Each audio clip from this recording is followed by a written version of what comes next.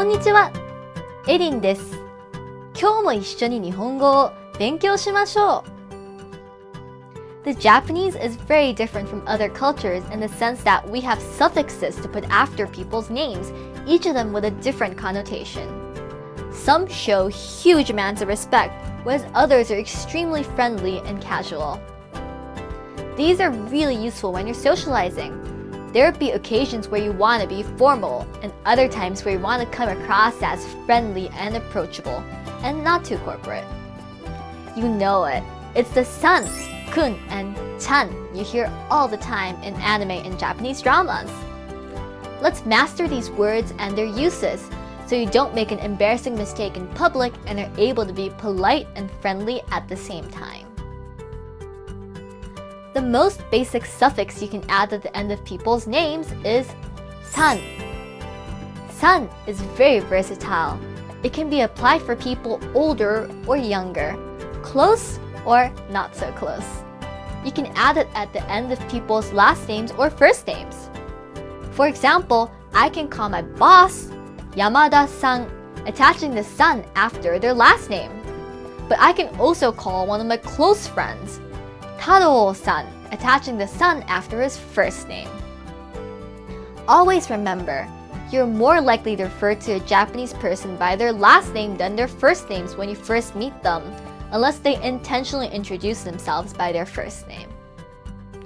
Chan and kun are used to refer to either people that are relatively close to you or younger than you.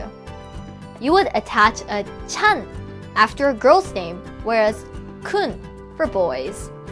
For example, my mom would call me Erin-chan because I'm younger than her and I'm close to her. My close friends, both my age group and older, would call me Erin-chan as well. Kun is used in a similar manner. However, kun is interesting in the sense that it's occasionally used in corporate settings by superiors to subordinates.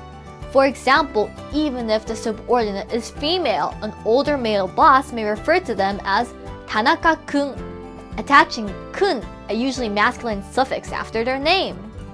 However, the female subordinate would not do the same to their boss. It should be noted that although chan was originally seen as a feminine suffix, it can also be used to endearingly refer to people who are younger than you, even if they're male, or people who are just plain cute.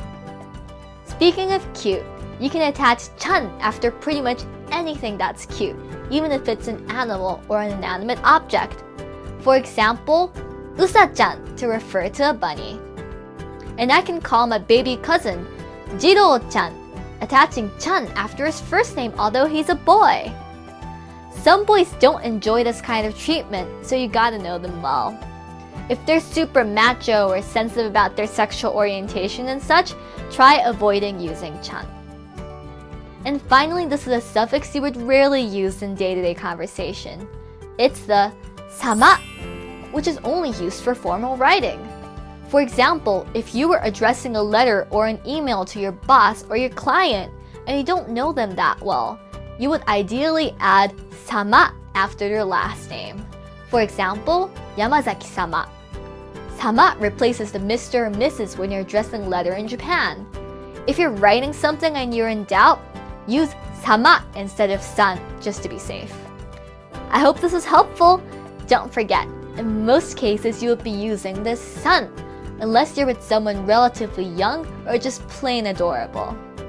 次回もお楽しみに。またねー。